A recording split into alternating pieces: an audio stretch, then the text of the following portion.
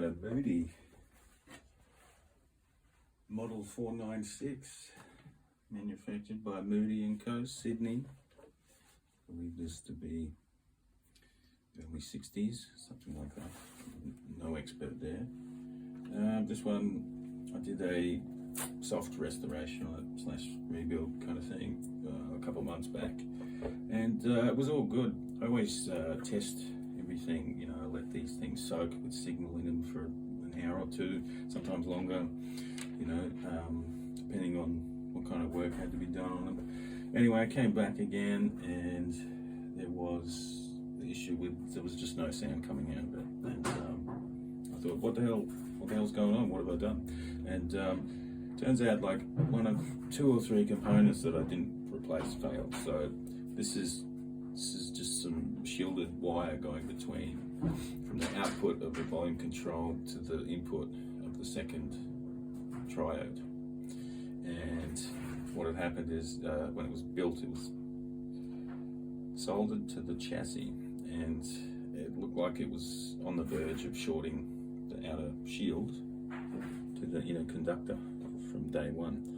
Anyway, so I've replaced that with another piece of shielded cable, coax RG174, if anyone's interested, and that solved that problem.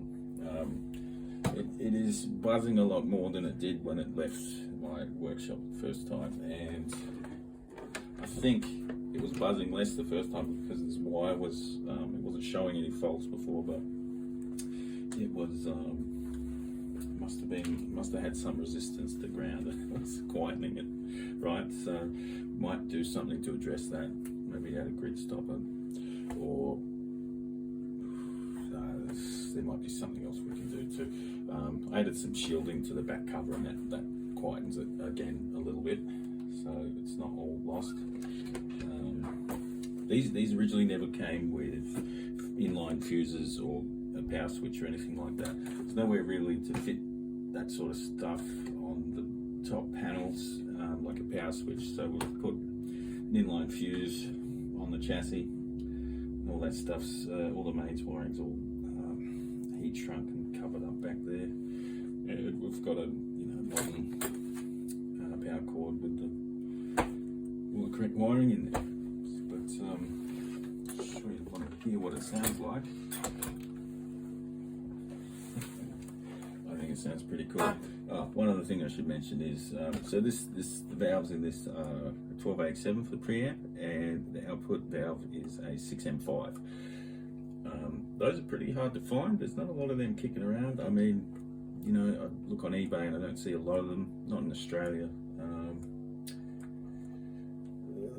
The one in here seems okay for now, but once it's gone, it's, you know, it's probably going to have to pay around $100 to find